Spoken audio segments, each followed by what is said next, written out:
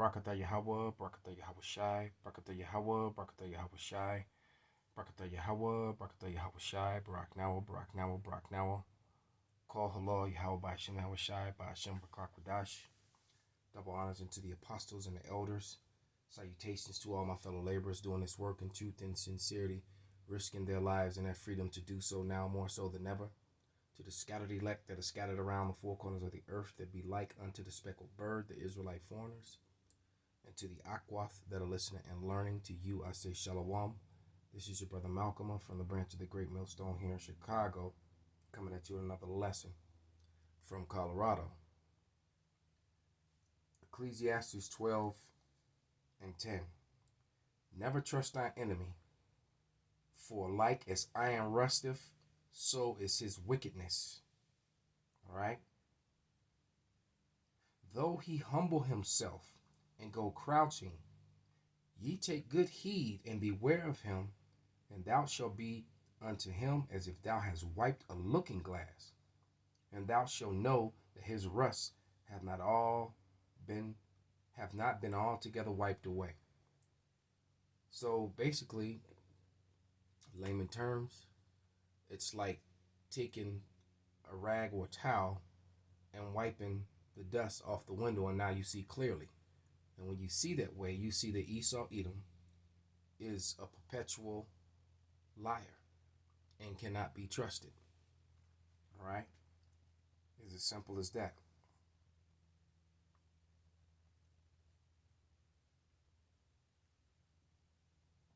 Is here with more. Good morning. Good morning. What did Biden do with this new executive order? So the order creates a White House Council on Environmental Justice, so that council will suggest ways that the federal government can address the environmental impacts of systemic racism. And remember, the government helped create this situation. Discriminatory housing and zoning policies, they are the reason that people of color are more likely to live near power plants and refineries and highways, things that release a lot of pollution. Right. So the federal government is promising to undo some of that. The federal government has promised such before, right? I mean, this isn't the first time a president has acknowledged the responsibility by signing an executive order. What's going to be different? Honestly, Biden's approach is not very different from what past presidents have done. All the way back in 1994, President Clinton signed an executive order that also created a special group to work on environmental justice, but progress has been really slow since then. Overall air and water quality in the U.S. have gotten better, but the places that were most polluted in the 90s are basically the same places that are most polluted now. And that's deadly. Neighborhoods where people of color are exposed to chronic pollution, they're also the neighborhoods with some of the highest mortality rates from COVID-19 and some of the most severe damage from climate-driven disasters. So there are layers of environmental racism here, and they have not been fixed despite decades of federal promises. So what's been the effect of that, all those unmet promises on people living in these places with a lot of pollution? People are frustrated. When you see a lot of promises, it makes you wary of new promises. I talked to a man named Devon Hall about this. He runs a local anti-pollution group in North Carolina. Specifically, they're trying to cut down on pollution from hog farms. So the feces from the farms, it gets into the air and the water. It makes people sick. And Black people are hit the hardest. If you look at the map, you begin to look at where the facility is located, it's pretty much in communities of color. So Hall has been trying to reduce this pollution for more than 20 years. Regulators have acknowledged it's a problem, acknowledged that Black people are the ones who are suffering, even said that what's happening in Hall's home... I'm going to interject right here. From many years ago, well, not many, maybe about 3-4 years ago, there was a bunch of stories that came out, and some brothers did videos on them because I remember watching them, as to where they were showing you how these hog farms, when the rain would come and when the sun would shine brightly, the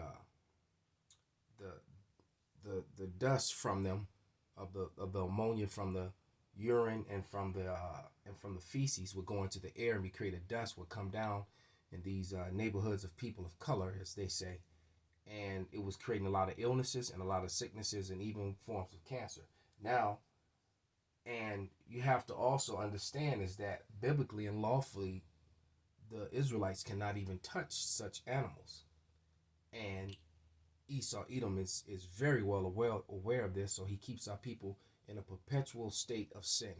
Not to mention, I imagine most of the employees that probably work there. There's probably not a lot of jobs in those areas, and in those farm and those factory jobs near there. And I'm sure that they probably have a lot of Jake on staff working there. So you have to understand, this is how Esau Edom keeps and retains his power, is by keeping our people in a state of perpetual sin, along with oppression, suppression, and a bad state of health. This man truly is the devil and cannot, and which means a deceiver, and cannot be trusted. And so there's a saying in the world that, I want to get it right. There's a saying that talks about the very definition of insanity is doing the same thing over and over again and expecting a different result. And you Israelites that keep running to vote for these Edomites and put them in office and put them in power over you, and they do not have your interest in your best health and your interest at hand at all. All right, just like they want to make you first to take the vaccination, and try to bury the evidence of how harmful it is, or dismiss the evidence of how harmful it is, and that fact that people actually have died and gotten sick and had very bad adverse effects, and they try to drown that information out. All right. Real quick, before we continue in this, let this video play a little bit more. A couple scriptures that come to mind. This is Isaiah 10:1, and it reads, "Woe to them that decree unrighteous decrees, and that write grievousness which they have prescribed." All right, and then they prescribe mischief by law. That's in Psalms. All right, they actually write into law things that are mischievous unto us and profitable unto them. All right, this is Isaiah 30 and 1, and it reads, "Woe to the rebellious children, saith that Yahweh that taketh counsel, saith Yahweh that take counsel, but not of me, and that cover with the covering, but not of me, but not of my spirit, that they may add sin to sin." I'll read that again because I kind of stumbled over it. "Woe to the rebellious children, saith Yahweh, that take counsel, but not of me, and that cover with a covering, but not of my spirit, that they may add sin unto sin." So they trust in their enemy and disregard their power, even when they're being warned and told. And many of them are aware of it. And there's going to be a payment for such foolishness. All right, and such irresponsibility. Home County violates the Civil Rights Act, but the pollution is still happening. And I asked Hall, what would he say to the new administration? And he had some questions that he thinks people in power should really ask themselves. How do you give a voice to the voiceless? How do you give those people a platform to voice their concerns? And then who's going to have a listening ear? And how long will you listen to those people cry out? He says, frankly, actions speak louder than words. Right. So is there a specific action the Biden administration could take beyond this executive order? Yeah. So Vice President Kamala Harris sponsored an environmental justice bill when she was a senator that could give more power to people like Hall. That bill could have more life now that Democrats control the Senate. And the Biden administration is also planning to spend trillions of dollars on pandemic recovery and climate change. That means jobs, infrastructure, healthcare investments. So a lot of people are watching to see if that money is spent equitably. Rebecca Hersher with NPR's Climate Team. Thank you so much. Thanks so much. So there you are.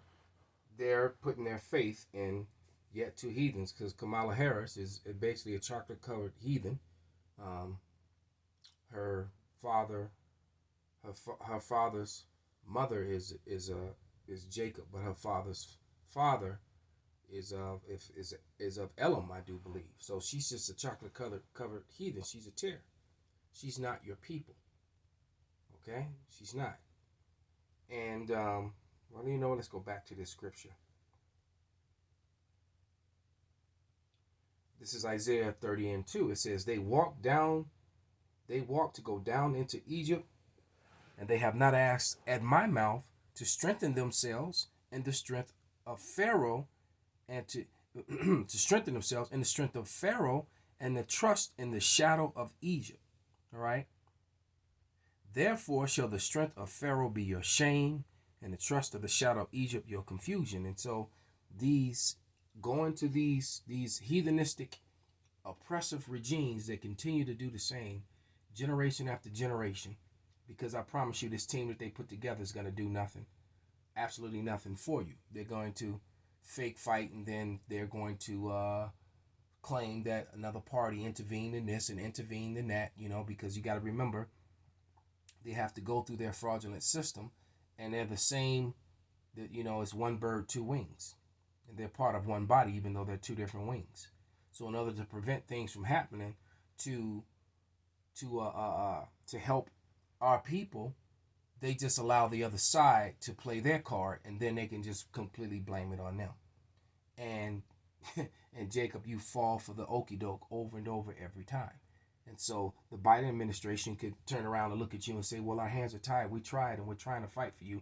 But those people on that side are so then it creates the false and fraudulent hate for the other side, the other party. And there you go. And then things never get done.